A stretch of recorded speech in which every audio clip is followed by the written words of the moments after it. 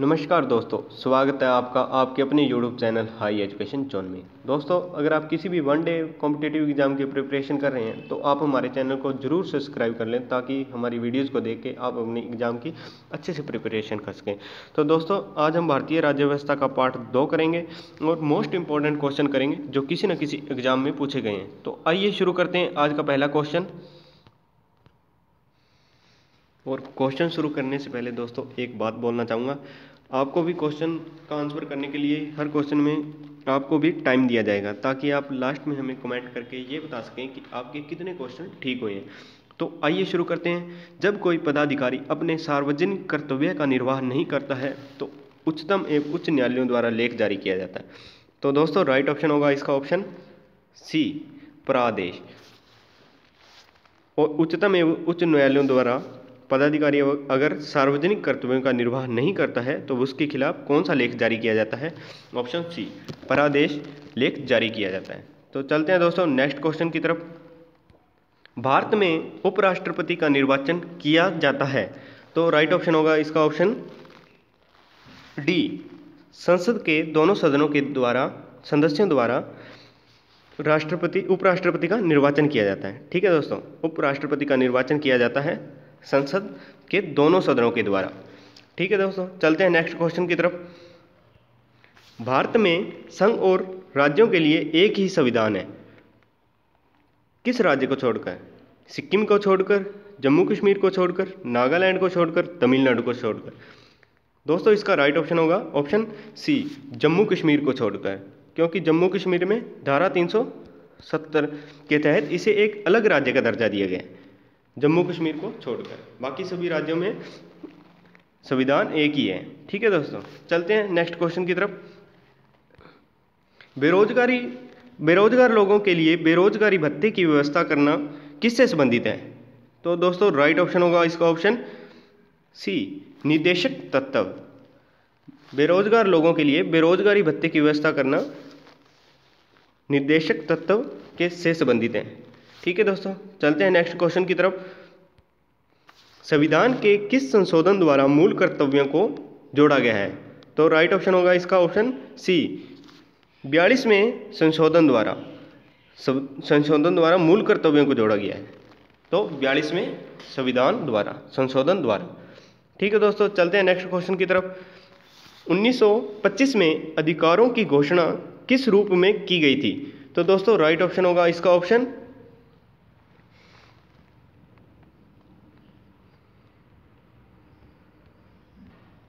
D, the Commonwealth of India bill. ठीक है दोस्तों, 1925 में अधिकारों की घोषणा किस रूप में की गई थी? The Commonwealth of India bill. चलते हैं दोस्तों नेक्स्ट क्वेश्चन की तरफ। निम्न में से कौन सा मौलिक अधिकार नहीं है? दोस्तों राइट ऑप्शन होगा इसका ऑप्शन डी, संपत्ति का अधिकार मौलिक अधिकारों में शामिल नहीं है। ठीक है दोस्तों, चलते हैं नेक्स्ट क्वेश्चन की तरफ। सर्वोच्च न्यायालय के किस निर्णय ने भारतीय संविधान के स्वरूप को सर्वाधिक प्रभावित किया? तो राइट ऑप्शन होगा इसका ऑप्शन सी, केशवानंद भारती बनाम केरल राज्य। सर्वोच्च न्यायालय के किस निर्णय ने भारतीय संविधान के स्वरूप को सर्वाधिक प्रभावित किया? तो केशवानंद भारती बनाम केरल राज्य। ठीक है दोस्तों, चलते हैं नेक्स्ट क्वेश्चन की तरफ। मताधिकार की आयु 21 वर्ष से घटाकर 18 वर्ष किस संशोधन में कर दी गई? तो राइट ऑप्शन होगा इसका ऑप्शन ए, 61वां संविधान संशोधन के द्वारा मताधिकार की आयु 21 वर्ष से घटाकर 18 वर्ष कर दी। किस संविधान संशोधन के द्वारा? 61वें संविधान संशोधन के द्वारा।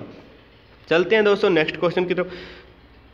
संपत्ति के अधिकार से संबंधित संशोधन है। तो राइट ऑप्शन होगा इसका ऑप्शन बी, 52वां 51वां अधिकार संपत्ति के अधिकार से संबंधित संशोधन है। चलते हैं दोस्तों नेक्स्ट क्वेश्चन की तरफ। संविधान संशोधन की प्रक्रिया का वर्णन किस अनुच्छेद में किया गया है? तो राइट ऑप्शन होगा इसका ऑप्शन बी, 368। संविधान संशोधन की प्रक्रिया का वर्णन 368 अनुच्छेद में किया गया है। भाई संविधान में हम संशोधन कर सकते हैं, तो यह बात किस में लिखी गई है? 368 अनुच्छेद के में। ठीक है दोस्तों, चलते हैं नेक्स्ट क्वेश्चन में। 42वें संशोधन अधिनियम द्वारा प्रस्तावना में क्या जोड़ा गया? तो राइट ऑप्शन होगा इसका ऑप्शन समाजवादी पथ निरपेक्ष।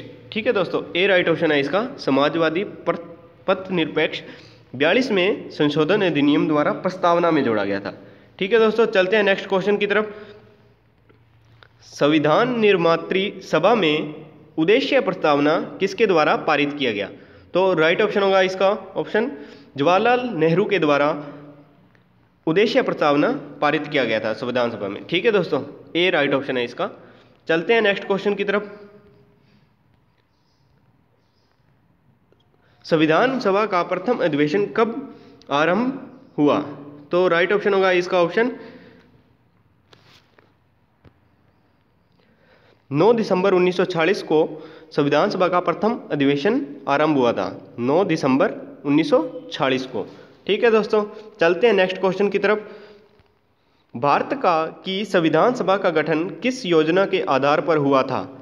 तो राइट ऑप्शन होगा इसका ऑप्शन डी, कैबिनेट मिशन योजना के आधार पर संविधान सभा का गठन हुआ था। ठीक है दोस्तों, चलते हैं नेक्स्ट क्वेश्चन की तरफ। भारतीय संविधान के किस अनुच्छेद के तहत लोकसभा में अनुसूचित जातियों और जनजातियों के लिए आरक्षण दिया गया है? तो राइट ऑप्शन होगा इसका ऑप्शन ए 330। भारतीय संविधान के किस अनुच्छेद के तहत लोकसभा में अनुसूचित जातियों और जनजातियों के लिए आरक्षण दिया गया है? तो राइट ऑप्शन होगा 330। ठीक है दोस्तों, चलते हैं नेक्स्ट क्वेश्चन की तरफ। अंडमान निकोबार द्वीप समूह का न्याय क्षेत्र किस न्यायालय की देखरेख में आता है? तो राइट ऑप्शन होगा इसका ऑप्शन पोर्ट ब्लेयर में कलकत्ता हाई कोर्ट की सर्किट बेंच में। तो राइट ऑप्शन होगा इसका दोस्तों बी, अंडमान निकोबार द्वीप समूह के न्याय क्षेत्र का कार्य पोर्ट ब्लेयर के में कलकत्ता हाई कोर्ट की खंडपीठ करती है। ठीक है दोस्तों, चलते हैं नेक्स्ट क्वेश्चन की तरफ। केंद्र शासित प्रदेश लक्षद्वीप का न्याय क्षेत्र का कार्य कौन सा न्यायालय करता है?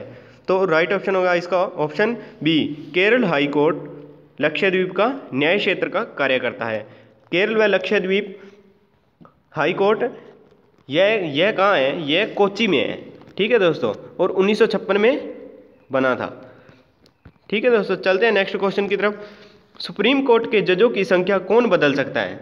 तो राइट ऑप्शन होगा इसका ऑप्शन कानून द्वारा संसद, बी राइट ऑप्शन है। सुप्रीम कोर्ट के जजों की संख्या कौन बदल सकता है? संसद है वो कानून के द्वारा सुप्रीम कोर्ट के जजों की संख्या बदल सकता है। तो प्रारंभ में जजों की संख्या कितनी थी? 7 थी। उसके बाद 1956 में 10 हो गई, और 1960 में 13 और 1977 में 17 हो गई। और वर्तमान में कितनी संख्या है सुप्रीम कोर्ट की जजों की? वर्तमान में 31, और प्रारंभ में कितनी थी? 7। ठीक है दोस्तों, चलते हैं नेक्स्ट क्वेश्चन की तरफ। सुप्रीम कोर्ट के मुख्य न्यायाधीश के रूप में कार्य करने के लिए व्यक्ति को उच्च न्यायालय में कम से कम कितने वर्ष का कार्य करना चाहिए? तो राइट ऑप्शन होगा इसका ऑप्शन ए 10 वर्ष। कम से कम क्या योग्यता होनी चाहिए बंदे के पास? उच्च न्यायालय में कम से कम न्यायाधीश के पद पर 10 वर्ष तक कार्य किया हुआ होना चाहिए। चलते हैं दोस्तों नेक्स्ट क्वेश्चन की तरफ। दिल्ली को एनसीटी राष्ट्रीय राजधानी प्रदेश संविधान के किस संशोधन से बनाया गया? तो राइट ऑप्शन होगा इसका ऑप्शन सी, 69वें संविधान संशोधन के द्वारा दिल्ली को राष्ट्रीय राजधानी प्रदेश बनाया गया। तो जिसके अंतर्गत दिल्ली को विशेष केंद्र शासित प्रदेश का दर्जा दिया गया था। और एनसीटी राष्ट्रीय राजधानी प्रदेश की स्थापना 1 फरवरी 1992 को हुई थी। ठीक है दोस्तों, चलते हैं नेक्स्ट क्वेश्चन की तरफ। भारत में 3 स्तरीय पंचायती प्रणाली किस जनसंख्या से ऊपर वाले राज्यों में है? तो राइट ऑप्शन होगा इसका ऑप्शन बी, 20 लाख। 20 लाख से ज़्यादा जनसंख्या वाले राज्यों में 3 स्तरीय पंचायती प्रणाली लागू है। और 3 स्तरीय पंचायती प्रणाली में क्या क्या होता है? ग्राम पंचायत, पंचायत समिति और जिला समिति केवल इन्हीं राज्यों के लिए होती है जिनकी आबादी 20 लाख से ऊपर होती है। तो दोस्तों चलते हैं नेक्स्ट क्वेश्चन की तरफ। भारत में एक राज्य के कर्मचारी शक्ति संदर्भ में निम्नलिखित में से कौन सा कथन असत्य है? तो राइट ऑप्शन होगा इसका ऑप्शन सी, राज्य में सभी कार्यकारी निर्णयों को मुख्यमंत्री के नाम पर लिया जाता है। ये दोस्तों गलत है, क्योंकि राज्य में राज्यपाल के द्वारा कार्यकारिणी निर्णयों पर अमल किया जाता है। ठीक है दोस्तों, राज्य में राज्यपाल के नाम पर कार्यकारिणी निर्णय लिए जाते हैं। तो दोस्तों चलते हैं नेक्स्ट क्वेश्चन की तरफ। निम्न में से कौन सा राज्यपाल को उसके पद से हटा सकता है? निम्न में से कौन राज्यपाल को उसके पद से हटा सकता है? दोस्तों राइट ऑप्शन होगा इसका ऑप्शन सी, राष्ट्रपति। राज्यपाल को कौन हटा सकता है? राष्ट्रपति। राष्ट्रपति के द्वारा राज्यपाल को उसके पद से हटाया जा सकता है। चलते हैं दोस्तों नेक्स्ट क्वेश्चन की तरफ। भारत की निम्नलिखित आधिकारिक भाषाओं पर विचार करें। 2003 के 92वें संशोधन अधिनियम द्वारा 8वीं अनुसूची में कौन सा भाग शामिल की गई थी? कौन सी भाषा शामिल की गई थी? दोस्तों इसका राइट ऑप्शन होगा 3 और 5। 3 और 5 बोडो और सांथली, डोगरी और मैथिली, दोनों ही भाषाएं, ये चारों भाषाएं 2003 के 92वें संशोधन अधिनियम द्वारा 8वीं अनुसूची में शामिल की गई थी। ठीक है दोस्तों, और बाकी सभी ये 1967 में सिंधु भाषा 8वीं अनुसूची में शामिल की गई थी, और 1992 में कोंकणी, मणिपुरी, नेपाली, और 2003 में बोडो, सांथली, डोगरी और मैथिली, ये चारों भाषाएं 8वीं अनुसूची में शामिल की गई थी। चलते हैं दोस्तों नेक्स्ट क्वेश्चन की तरफ। न्यायालय से विधि के लिए प्रश्न पर राय लेने का अधिकार किसका है? राइट ऑप्शन होगा दोस्तों इसका ऑप्शन सी, निर्वाचन आयोग के द्वारा न्यायालय में विधि के प्रश्न पर राय लेने का अधिकार होता है निर्वाचन आयोग द्वारा। ठीक है दोस्तों, चलते हैं नेक्स्ट क्वेश्चन की तरफ। राज्य के निम्न सदन को क्या कहा जाता है? राज्य के निम्न शब्द को संसद क्या कहा जाता है? तो दोस्तों राइट ऑप्शन होगा इसका ऑप्शन सी, लोकसभा। लोकसभा को राज्य के निम्न सदन कहा जाता है। ठीक है दोस्तों, चलते हैं नेक्स्ट क्वेश्चन की तरफ। पंचायती राज अधिनियम 1992 को संशोधित संविधान की किस अनुसूची में जोड़ा गया? तो दोस्तों राइट ऑप्शन होगा इसका ऑप्शन ए, 11वीं सूची के द्वारा। पंचायती राज अधिनियम 1992 को संविधान की किस अनुसूची में जोड़ा गया? 11वीं अनुसूची के द्वारा। ठीक है दोस्तों, चलते हैं नेक्स्ट क्वेश्चन की तरफ। ब्रिटिश संसद द्वारा इंडियन इंडिपेंडेंस एक्ट कब पारित किया गया था? तो राइट ऑप्शन होगा दोस्तों इसका ऑप्शन ए, 18 जुलाई 1947 को ब्रिटिश संसद द्वारा इंडियन इंडिपेंडेंस एक्ट पारित किया गया था 18 जुलाई 1947 को। तो दोस्तों चलते हैं नेक्स्ट क्वेश्चन की तरफ। भारत में संघ राज्यों का शासन किसके द्वारा शासित किया जाता है? तो राइट ऑप्शन होगा दोस्तों इसका ऑप्शन ए, राष्ट्रपति के द्वारा भारत में संघ राज्यों का शासन किया जाता है। ठीक है दोस्तों, चलते हैं नेक्स्ट क्वेश्चन की तरफ। किस विधेयक को धन विधेयक होने का अंतिम निर्णय कौन करता है? किसी विधेयक को धन विधेयक होने का अंतिम निर्णय कौन करता है? तो राइट ऑप्शन होगा दोस्तों इसका ऑप्शन ए, लोकसभा अध्यक्ष धन विधेयक को अंतिम निर्णय करता है। ठीक है दोस्तों, चलते हैं नेक्स्ट क्वेश्चन की तरफ। पंचायती राज प्रणाली किस तरह आधारित है? तो दोस्तों राइट ऑप्शन होगा इसका ऑप्शन सत्ता के विकेंद्रीकरण पर, बी राइट ऑप्शन है। ठीक है दोस्तों, पंचायती राज प्रणाली किस पर आधारित है? ए राइट ऑप्शन है दोस्तों, सॉरी, सत्ता के विकेंद्रीकरण पर। ठीक है दोस्तों, चलते हैं नेक्स्ट क्वेश्चन की तरफ। स्वतंत्र भारत के राज्य सभा का प्रथम सभापति कौन था? तो दोस्तों राइट ऑप्शन होगा इसका option C, Radhakrishnan. Doctor Radhakrishnan स्वतंत्र भारत के राज्यसभा का प्रथम सभापति था। ठीक है दोस्तों, चलते हैं नेक्स्ट क्वेश्चन की तरफ। प्री-सीमन आयोग का पदेन अध्यक्ष कौन था? कौन होता है प्री-सीमन आयोग का पदेन अध्यक्ष कौन होता है? तो दोस्तों राइट ऑप्शन होगा इसका ऑप्शन मुख्य चुनाव अधिकारी। मुख्य चुनाव अधिकारी प्री-सीमन आयोग का पदेन सदस्य होता है। ठीक है दोस्तों, चलते हैं नेक्स्ट क्वेश्चन की तरफ। किस अनुच्छेद के प्रावधानों के अंतर्गत स्वतंत्र भारत सरकार द्वारा भारत रत्न और पद्म विभूषण प्रदान किया जाता है? तो दोस्तों राइट ऑप्शन होगा ऑप्शन सी, अनुच्छेद 18 के द्वारा प्रावधान के द्वारा पद्म भूषण और भारत रत्न प्रदान किया जाता है। ठीक है दोस्तों, चलते हैं नेक्स्ट क्वेश्चन की तरफ। मुख्य चुनाव आयुक्त की नियुक्ति कौन करता है? मुख्य चुनाव आयुक्त की नियुक्ति कौन करता है? दोस्तों राइट ऑप्शन होगा इसका ऑप्शन ए, राष्ट्रपति। राष्ट्रपति के द्वारा मुख्य चुनाव आयुक्त की नियुक्ति होती है। तो दोस्तों चलते हैं नेक्स्ट क्वेश्चन की तरफ। राष्ट्रपति पर महाभियोग चलाने हेतु कितने दिन पूर्व नोटिस जारी किया जाता है? तो दोस्तों राइट ऑप्शन होगा इसका ऑप्शन कुछ भी नहीं दोस्तों, वीडियो एडिटिंग करने के समय ये गलत हो गया था, मिस प्रिंट लिखने के समय। ये इसका राइट ऑप्शन होगा 14 दिन पहले राष्ट्रपति पर महाभियोग चलाने हेतु कितने दिन पूर्व नोटिस जारी किया जाता है? 14 दिन पहले, महाभियोग चलाने से पहले। ठीक है दोस्तों, चलते हैं नेक्स्ट क्वेश्चन की तरफ। राज्य के नीति निर्देशक तत्व किस राज्य पर लागू नहीं होते हैं?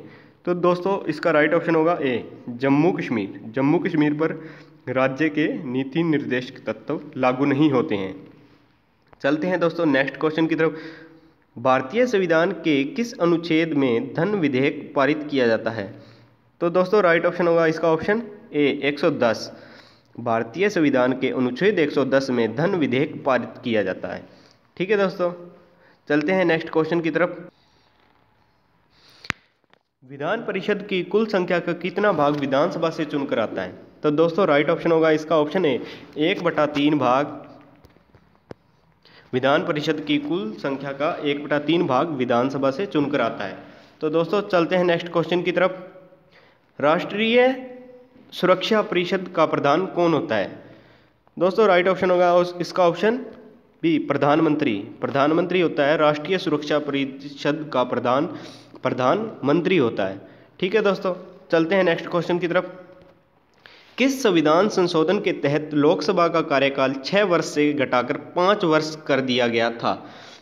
तो दोस्तों राइट ऑप्शन होगा इसका ऑप्शन ए, 44वें संविधान संशोधन के तहत लोकसभा का कार्यकाल 6 वर्ष से घटाकर 5 वर्ष कर दिया गया। ठीक है दोस्तों, चलते हैं नेक्स्ट क्वेश्चन की तरफ। भारत में उच्चतम न्यायालय की स्थापना का प्रथम प्रावधान किस नियम के अंतर्गत किया गया था? तो दोस्तों राइट ऑप्शन होगा इसका ऑप्शन ए, रेगुलेटिंग एक्ट 1773 के द्वारा भारत में उच्चतम न्यायालय की स्थापना का प्रथम प्रावधान रेगुलेटिंग एक्ट 1773 के अधिनियम के द्वारा किया गया था। तो दोस्तों चलते हैं नेक्स्ट क्वेश्चन की तरफ। राष्ट्रीय मानवाधिकार आयोग का गठन कब किया गया था? दोस्तों राइट ऑप्शन होगा इसका ऑप्शन डी होगा, 1993 में राष्ट्रीय मानवाधिकार आयोग का गठन किया गया था, 1993 में। ठीक है दोस्तों, चलते हैं नेक्स्ट क्वेश्चन की तरफ। राष्ट्रपति अपने शासनकाल के दौरान कितनी बार वीटो पावर का उपयोग कर सकता है? दोस्तों राष्ट्रपति अपने शासनकाल के दौरान कितनी बार वीटो पावर का उपयोग कर सकता है? दोस्तों राइट ऑप्शन होगा इसका ऑप्शन बी, एक बार।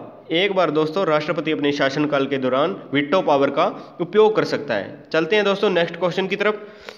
भारतीय संविधान की प्रस्तावना अब तक कितनी बार संशोधित की गई है? दोस्तों मोस्ट इंपॉर्टेंट क्वेश्चन है ये।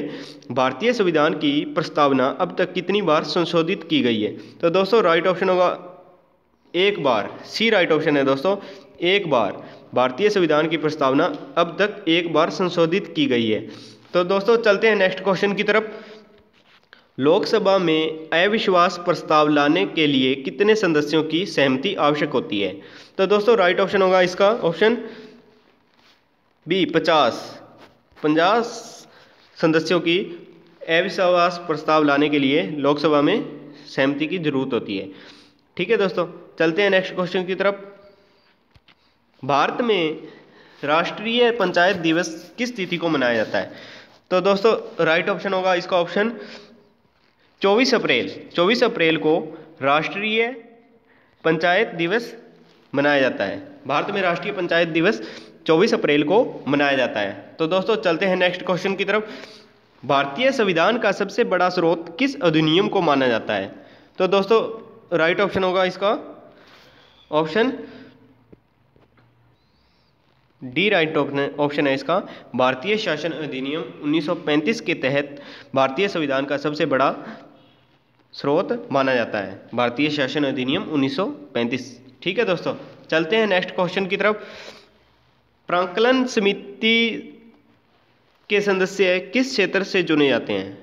प्राक्कलन समिति के सदस्य किस क्षेत्र से चुने जाते हैं?